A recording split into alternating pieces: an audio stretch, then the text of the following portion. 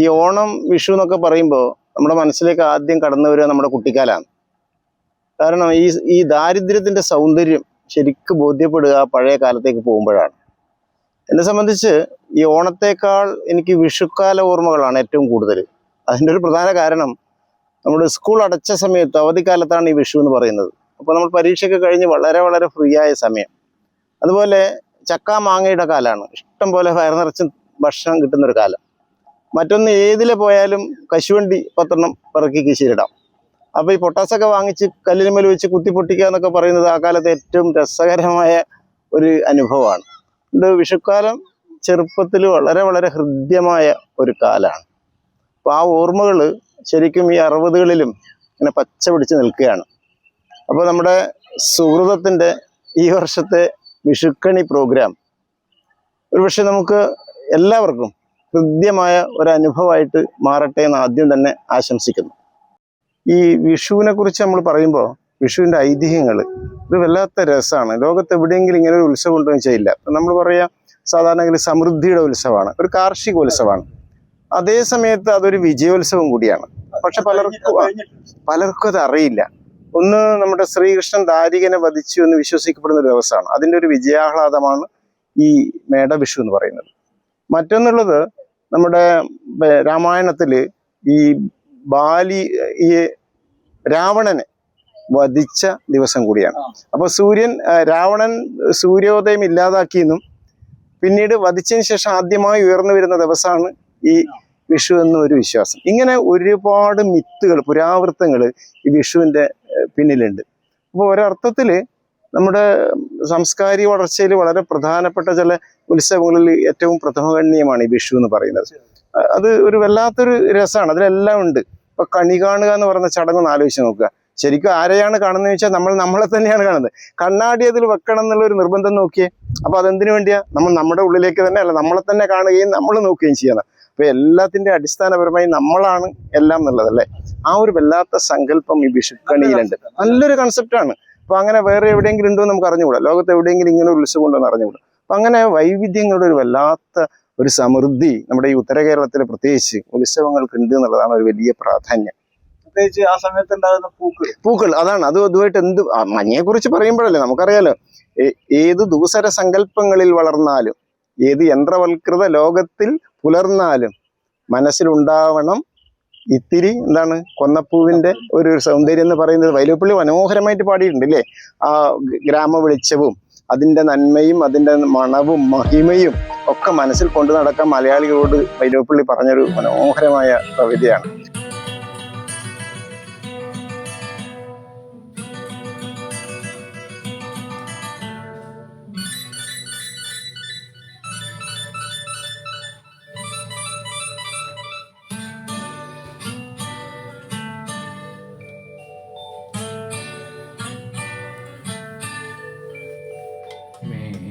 മാസപ്പുലരി കായലിൽ ആടിയും കതിരാടിയും നിന്നീല നയന ഭാവമായി. മേടമാസപ്പുലരി കായലിൽ ആടിയും കതിരാടിയും നിന്നീല നയന ഭാവമായി. മേടമാസപ്പുലരി കായലിൽ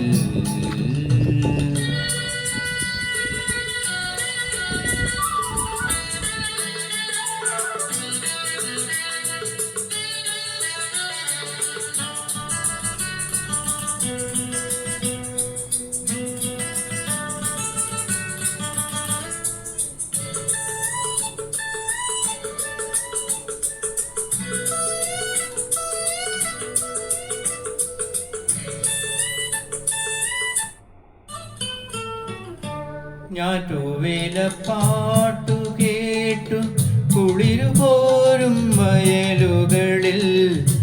ഞാറ്റുവേല പാട്ടു കേട്ടു കുളിരുപോരും വയലുകളിൽ. ഞാറ്റുകിളി നിന്നെ കണ്ടു ഞാൻ. പൂക്കൈതക്കാടിൻ്റെ രോമാഞ്ചം നിറയും വിരിയും കവിളിൽ. നാണമോ കരളാകും തുടുമലരിൻ കവിതകൾ മേടമാസ പുലരി കായലിൽ ആടിയും കതിരാടിയും നിന്നീല നയന ഭാവമായി മേടമാസ പുലരി കായലിൽ.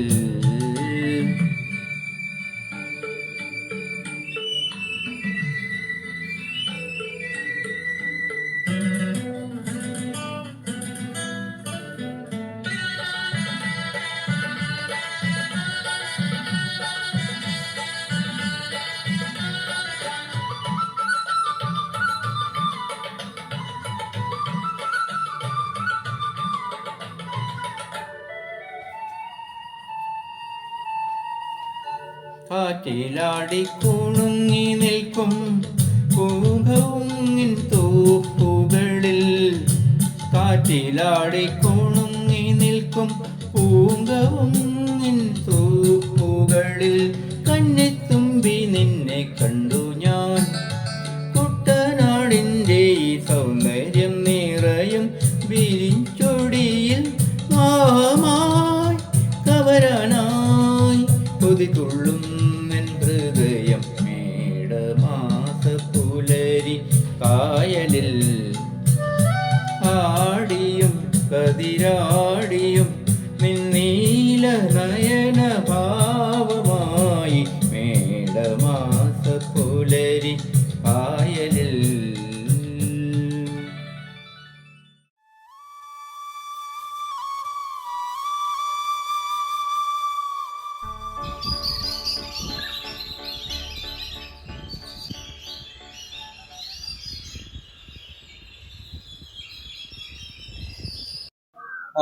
വിജയലക്ഷ്മി, ഈ വിഷു എന്ന് പറയുന്നത് വിഷുവം എന്ന് പറയുന്ന ഒരു പദവുമായി ബന്ധപ്പെട്ടിട്ടുണ്ടായതാണ്. വിഷു എന്ന് പറയുന്നത് സമരാത്ര ദിനങ്ങളെ പറയുന്ന പേരാണ്. രാത്രിയും പകലും തുല്യമായ ദിവസം. അപ്പോൾ സ്വാഭാവികമായിട്ടും നമുക്ക് ഒരു വർഷത്തിൽ 2 പ്രാവശ്യമാണ് അത് വരിക. ഒന്നൊരു ശരത് വിഷുവം, ഒന്നൊരു വസന്തകാല വിഷുവം എന്ന് പറയുന്നത്. അതേപോലെ മലയാളത്തിനുള്ള മറ്റൊരു വലിയ പ്രത്യേകത, ഒരു വർഷത്തിൽ 2 പുതുവർഷ ആരംഭമുണ്ട് എന്നുള്ളതാണ്. മലയാളികൾക്ക് മാത്രമായിട്ടുള്ളതാണ്. ഒന്ന് ചിങ്ങം, ഒന്ന് മേടം. അതൊരു വല്ലാത്ത സവിശേഷതയാണ്. ഒരു പുതുവർഷാരംഭം എന്ന് പറയുന്നത് ഒരു വർഷത്തിൽ 2 പ്രാവശ്യം ഉണ്ടാവുക. അത് ലോകത്ത് മറ്റെവിടെയെങ്കിലും ഉണ്ടോ എന്ന് വെച്ചാൽ സാധ്യത വളരെ വളരെ കുറവാണ്. അപ്പോൾ നമ്മുടെ ഒരുപാട് കാര്യങ്ങൾ വളരെ സയന്റിഫിക് എന്നുള്ളതാണ്. ഇതിന്റെ പിന്നിൽ വളരെ കൃത്യമായ ശാസ്ത്രീയതയുണ്ട്. പലപ്പോഴും നമ്മൾ പറയും ആചാരം അനാചാരം എന്നൊക്കെ പറയുമ്പോഴും ഇതിന്റെയൊക്കെ ഒരു പിന്നിലുള്ള കൃത്യതയുണ്ട്. ഇപ്പൊ സൂര്യന്റെ അയനുമായി ബന്ധപ്പെട്ടുണ്ടാവുന്ന ഉത്സവം അല്ലെ, അത് പ്രകൃതി ഉണ്ടെങ്കിലേ എന്തുള്ളൂ.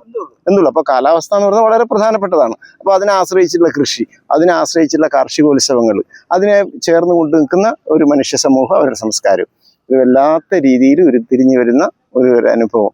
സമൂഹമായിട്ട് രാത്രിയും പകലും സമൂഹമായിട്ട് വരുമ്പോൾ തന്നെ അവിടെ തന്നെ ഒരു അയനം കഴിയാണ്. അതാണ് ഒന്നിൽ നിന്ന് മറ്റൊന്നിലേക്ക് മാറുകയാണ്. അപ്പോൾ ഉത്തരായനത്തും ദക്ഷിണായനത്തിലേക്കും, ദക്ഷിണായനത്തും ഉത്തരായനത്തിലേക്കും കൺവേർട്ട് ചെയ്യപ്പെടുന്ന മനോഹര മുഹൂർത്തം. ആ മുഹൂർത്തം നമ്മൾ ആഘോഷിക്കുകയാണ് ലോകത്ത്. ഒരുപക്ഷെ നമ്മൾ അന്റാർട്ടിക്കയിലൊക്കെ പോയിട്ട് ഉദയം കാണാനൊക്കെ നിൽക്കുമ്പോൾ ഒരു ആകാംക്ഷ പോലെ മലയാളികൾക്ക് ഏറ്റവും ഈ 2 ദിവസം ഇങ്ങനെ നമുക്ക് ഈ കൃത്യമായി ഇത് മാറുകയല്ലേ, പക്ഷെ നമ്മളത് ആഘോഷിക്കുന്നു. അപ്പൊ എത്ര സയന്റിഫിക് ആണത്. അപ്പൊ ആ രീതിയിലുള്ള ഉത്സവങ്ങൾ നമ്മളെ സംബന്ധിച്ചൊരു വല്ലാത്ത അനുഭൂതിയാണ്. അതെ. പ്രത്യേകിച്ചും വിഷു വരുമ്പോൾ നമ്മൾ മീനത്തിലെ 2ാമത്തെ വിള കൊയ്ത്ത് കഴിഞ്ഞ് വയലൊക്കെ ഒഴിഞ്ഞ് നമ്മൾ ഇഷ്ടം പോലെ കളിച്ച് തിമിർത്ത് നടക്കുന്ന സമയമാണ്. ആ സമയത്താണ് വിഷു വരുന്നത് ഇല്ലേ. അപ്പോ അതാ ഞാൻ പറഞ്ഞു, ആ ഒരു കാലം എന്ന് പറയുന്നത് അപ്പൊ ഈ തീക്ഷ്ണമായ വേനലിനെ അതിജീവിക്കാൻ മനസ്സിനെ ശരീരത്തെ നമ്മൾ പാകപ്പെടുത്തി. കാരണം നമ്മൾ എത്രയോ ദിവസം വയലിൽ വെയിൽ കൊണ്ട് എല്ലാം റെഡിയായി. അതുകൊണ്ട് ഈ കാലാവസ്ഥയിൽ ഉണ്ടാവുന്ന വലിയ ഈ ഉപദ്രവങ്ങളെ അതിജീവിക്കാൻ നമുക്ക് ചില ശക്തി ഇതിലൂടെ കിട്ടുക.